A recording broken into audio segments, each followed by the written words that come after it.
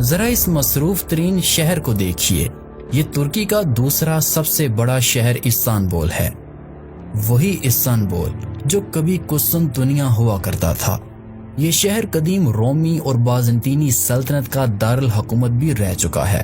کیا آپ جانتے ہیں کہ اس شہر کو فتح کرنے کی کوشش میں کئی جرنیلوں اور بادشاہوں نے قسمت آزمانے کی کوشش کی، یہاں تک کہ طاقتور عثمانی سلطان بایزید یلدرم قسطنطنیہ کو فتح کرنے کے بالکل قریب تھے، لیکن امیر تیمور کے سلطنت عثمانیہ پر اچانک حملے نے انہیں محاصرہ اٹھانے پر مجبور کر دیا۔ لیکن کسے معلوم کہ اس شہر کی فتح اس عثمانی سلطان کے ہاتھوں ہوگی جس کی عمر ابھی بمشکل 20 سال تھی۔ جی ہاں، وہی سلطان کے جنہیں میں اور آپ سلطان محمد فاتح کے نام سے جانتے ہیں۔ سلطان محمد فاتح اس وقت ایدین شہر میں تھے جب انہیں اپنے والد سلطان مراد کی وفات کی اطلاع ملی۔ وہ فوراً ایک عربی گھوڑے پر سوار ہوئے اور یہ کہتے ہوئے کہ جو لوگ مجھ سے محبت کرتے ہیں وہ میرے ساتھ آئیں، انہوں نے درہ دانیال کو عبور کیا اور ادرنا پہنچے۔ تخت نشینی کے وقت ینیچری کی خوشنودی حاصل کرنے کی غرض سے انہوں نے انعامات تقسیم کیے، جس سے آئندہ کے لیے مثال قائم ہو گئی اور ینیچری میں بھی اپنی اہمیت کا احساس پیدا ہو گیا۔ سلطنت کو ہاتھ میں لینے کے بعد سلطان محمد فاتح نے یہ سوچ لیا تھا کہ وہ قسطنطنیہ کو فتح کر کے رہیں گے، لیکن انہوں نے پہلے ایشیائے کوچک کی بغاوتوں کو ختم کیا اور امیر کرمانیہ سے صلح کی اور اس کی بیٹی سے نکاح کیا۔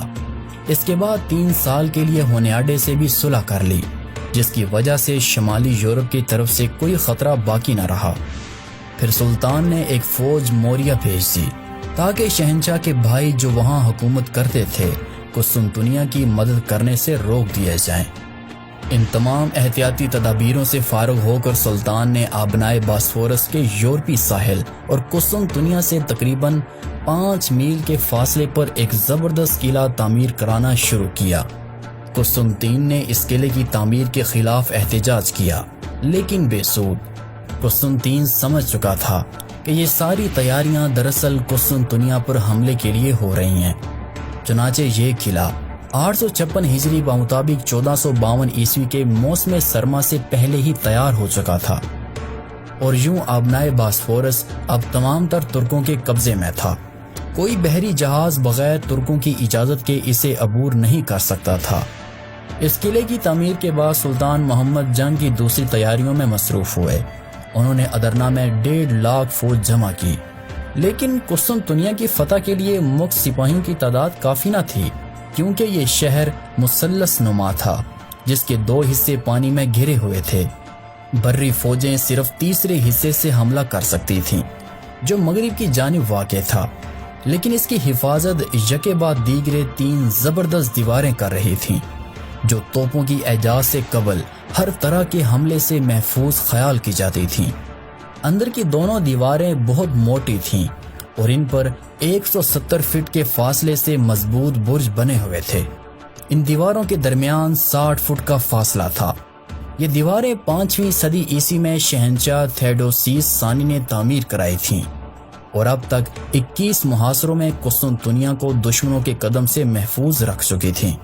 قسطنطنیہ کی فتح کے لیے ضروری تھا کہ ان دیواروں پر کامیابی کے ساتھ گولہ باری کی جائے۔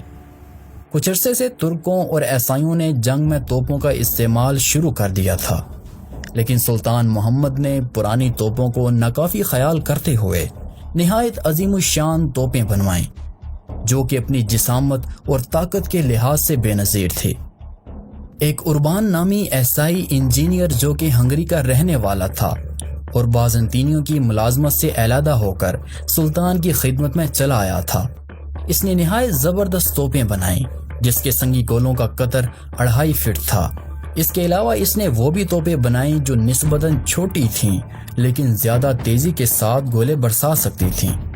سلطان محمد فاتح نے قسطنطنیہ کے محاصرے کے لیے 180 جہازوں کا ایک بڑا بیڑا تیار کرایا۔ ادھر قسطنطین نے بھی اپنی بچاؤ کے لیے تیاریاں شروع کر رکھی تھیں۔ اس نے شہر کی دیواروں کی مرمت کرائی اور جو کچھ رسد ممکن تھی اپنے پاس ذخیرہ کر لی۔ اس کے بعد اس نے مغربی یورپ کے فرما رواؤں سے مدد کی درخواست کی اور مشہور جینوی کمانڈر جان جسٹینیانی اپنی 2 جنگی جہازوں اور 700 منتخب بہادروں کے ساتھ محاصرہ شروع ہونے سے تھوڑی ہی دیر قبل آ پہنچا۔ یہ شخص اپنی شجاعت اور اعلیٰ فوجی قابلیت کے لحاظ سے تنہا ایک فوج کے برابر تھا۔ دوران محاصرہ وہ خاص کر آخری حملے کے روز اس نے ایسی جانبازی کا ثبوت دیا کہ خود سلطان محمد فاتح نے حسرت سے کہا، کاش یہ شخص میرے فوجی سرداروں میں ہوتا۔ 26 ربیع الاول 857 ہجری بمطابق 6 اپریل 1453 عیسوی کو قسطنطنیہ کا محاصرہ شروع ہوا۔ دوران محاصرہ یونانیوں نے غیر متوقع شجاعت اور استقلال کا ثبوت دیا۔ جسٹینیانی کی فوجی مہارت خاص طور پر نمایاں تھی۔ بری فوج کے حملے کا ابھی کوئی معمولی اثر بھی ظاہر نہ ہونے پایا تھا کہ وسط اپریل میں ایک مختصر سی بحری جنگ پیش آئی۔ وہ دراصل کچھ یوں کہ ایک یونانی اور 4 جنوی جہاز اہل قسطنطنیہ کے لیے سامان رسد لا رہے تھے۔ بحر معمورہ کو عبور کرنے کے بعد جب وہ ابنائے باسفورس میں بمشکل داخل ہوئے، انہوں نے دیکھا کہ 140 عثمانی کشتیاں ان کی راہ میں حائل ہیں۔ جس وقت یہ جہاز بندرگاہ کے قریب پہنچے تو ترک بیڑے نے ان پر حملہ کر دیا، لیکن چونکہ جنوی جہاز عثمانی کشتیوں کے مقابلے میں بہت اونچے اور طاقتور تھے، انہوں نے عثمانی کشتیوں پر پتھر اور آگ برسانا شروع کر دیے، جس سے ان میں انتشار پیدا ہو گیا۔ سلطان محمد فاتح ساحل پر کھڑے یہ منظر دیکھ رہے تھے، ان سے رہا نہ گیا۔ انہوں نے بے اختیار اپنا گھوڑا پانی میں ڈال دیا، لیکن ترک بیڑا اس وقت تک اس قدر منتشر ہو چکا تھا کہ عیسائی جہازوں کو نکل جانے کا راستہ مل گیا۔ جنوی جہازوں کی اس شاندار فتح کا اخلاقی اثر محصورین پر بہت اچھا پڑا۔ ان میں جرأت و استقلال کی ایک نئی روح پیدا ہوئی، تاہم صرف اس روح کا پیدا ہو جانا ہی مدافعت کے لیے کافی نہ تھا۔ جنوی رسد کے بعد پھر کوئی دوسری رسد باہر سے اہل قسطنطنیہ تک نہ پہنچ سکی۔ دوسری طرف سلطان محمد نے بھی اپنی پہلی بری شکست کے بعد محاصرے کی سختی کے لیے ایک زیادہ مؤثر تدبیر سوچی۔ سلطان کو اندازہ ہو چکا تھا کہ ابنائے باسفورس کے اس حصے میں جہاں پانی زیادہ گہرا تھا، ترک بیڑا عیسائیوں کے طاقتور جہازوں کے مقابلے میں مشکل سے کامیاب ہو سکے گا۔ لہٰذا انہوں نے اپنی کشتیوں کی ایک بڑی تعداد بندرگاہ کے بالائی حصے میں منتقل کر دینی چاہی۔ سمندر کے راستے سے بندرگاہ کے اس حصے تک پہنچنا ممکن نہ تھا، اس لیے سلطان محمد نے ایک ایسی صورتحال اختیار کی جو کہ ان کی ذہانت اور عزم و استقلال کی ایک غیر فانی مثال ہے۔ باسفورس اور بندرگاہ قسطنطنیہ کے درمیان 5 میل کا فاصلہ تھا۔ انہوں نے اس درمیانی پہاڑی زمین پر لکڑی کے تختوں کی ایک سڑک بنوائی اور ان تختوں کو چربی سے خوب چکنا کروا دیا۔ ایک رات کے اندر 80 کشتیاں بیلوں سے کھنچوا کر بندرگاہ کے اس حصے میں پہنچا دی گئیں۔ قسطنطنیہ کا یہ حصہ اب تک بالکل محفوظ تھا۔ ترک کشتیوں کے پہنچ جانے سے اب یہ بھی حملے کی ضد میں آ گیا اور قسطنطین کو مجبوراً سپاہیوں کا ایک دستہ شہر کے دوسرے حصے سے ہٹا کر اس حصے میں متعین کرنا پڑا۔ اس درمیان میں شہر کی دوسری سمتوں میں برابر حملے ہو رہے تھے، لیکن ان زبردست دیواروں پر جو کہ 1000 سال سے دشمنوں کا مقابلہ کر رہی تھیں، ہنوز ان حملوں کا کوئی اثر ظاہر نہ ہوا۔ بالآخر 7 ہفتوں کی متواتر گولہ باری کے بعد دیواروں میں 3 مقامات پر شگاف نمودار ہوئے اور سلطان محمد کو آخری حملے کی کامیابی کا یقین ہوا۔ چنانچہ 15 جمادی الاول 857 ہجری بمطابق 23 مئی 1453 کو سلطان نے قسطنطین کے پاس پیغام بھیجا کہ اگر وہ شہر کو سپرد کر دے تو عوام اور جان و مال کی حفاظت کی جائے گی اور موریہ کی حکومت اسے دے دی جائے گی، لیکن قسطنطین نے اسے منظور نہ کیا۔ اس کے بعد سلطان محمد فاتح نے فوج میں اعلان کر دیا کہ ہم 10 جمادی الاول 29 مئی کو آخری حملہ کریں گے۔ چنانچہ 20 جمادی الاول 857 ہجری بمطابق 1453 عیسوی کی رات اور فریضہ نماز فجر ادا کرنے کے بعد حملہ شروع ہوا۔ حملہ مختلف سمتوں میں ہو رہا تھا، لیکن سب سے زیادہ زور اس حصے پہ تھا جو کہ دروازہ سینٹ رومانس کے قریب تھا۔ وہاں کی دیوار ترک توپوں کی گولہ باری سے بہت مجروح ہو چکی تھی۔ عثمانی اور یونانی سپاہیوں کی تعداد میں کوئی مناسبت نہ تھی، لیکن دوپہر سے پہلے تک انتہائی کوشش اور فتح کی پوری امید کے باوجود عثمانی فوج کا ایک سپاہی بھی شہر میں داخل نہ ہو سکا۔ قسطنطین اور اس کے ساتھیوں نے اس روز حیرت انگیز شجاعت کا ثبوت دیا، لیکن سلطان محمد بھی عزم و استقلال کا مجسمہ تھے۔ وہ ابتدائی ناکامیوں سے بددل نہ ہوئے اور اب سلطان خود جنیچری دستوں کے ساتھ آگے بڑھے۔ یونانی اس وقت تک بالکل خستہ حال ہو چکے تھے اور ان میں اب تازہ حملے کی طاقت نہ تھی۔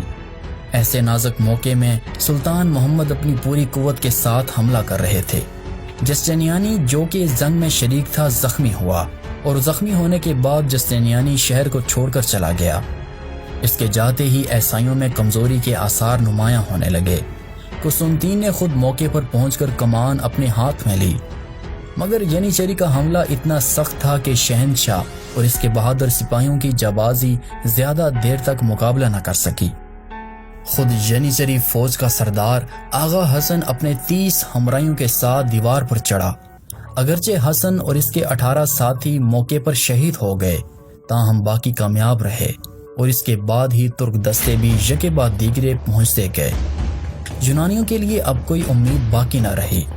شہنشاہ قسطنطنیہ نے اپنی پوشاک اتار کر پھینک دی اور ترک فوج کے بڑھتے ہوئے طوفان میں گھس کر ایک جانباز سپاہی کی طرح لڑتا ہوا مارا گیا۔ چند لمحوں کے اندر قسطنطنیہ عثمانیوں کے پے در پے دستوں سے بھر گیا۔ شہر میں داخل ہونے کے بعد عثمانی مال غنیمت سمیٹنے لگے۔ ظہر کے قریب سلطان محمد فاتح اپنے وزراء اور امرائے سلطنت کے ساتھ شہر میں داخل ہوئے۔ سینٹ صوفیہ کے گرجے کے پاس پہنچ کر وہ گھوڑے سے اترے اور اس عالی شان معبد میں داخل ہوئے جس میں 1100 برس سے 3 خداؤں کی پرستش ہو رہی تھی۔ سلطان نے مؤذن کو حکم دیا اور یوں اس چرچ میں اذان دی گئی، اور فتح کے دوسرے روز سلطان محمد نے شہر کا جائزہ لیا۔ جب سلطان نے قسطنطنیہ کے شہنشاہ کے ویران اور اجڑے ہوئے محل کو دیکھا تو ان کی زبان پر فردوسی کا یہ شعر آ گیا: قیصر روم کے محل میں مکڑی نے جالا تان لیا ہے اور گنبد افراسیاب میں الو بول رہے ہیں۔ قسطنطنیہ کی فتح کے بعد سلطان محمد فاتح تقریباً 30 سال زندہ رہے۔ سلطان محمد فاتح کی وفات 1451 عیسوی کو 51 سال کی عمر میں ہوئی۔ سلطان محمد فاتح کی موت سے اہل یورپ کی جان میں جان آئی۔ سلطان محمد فاتح کو قسطنطنیہ میں دفنایا گیا۔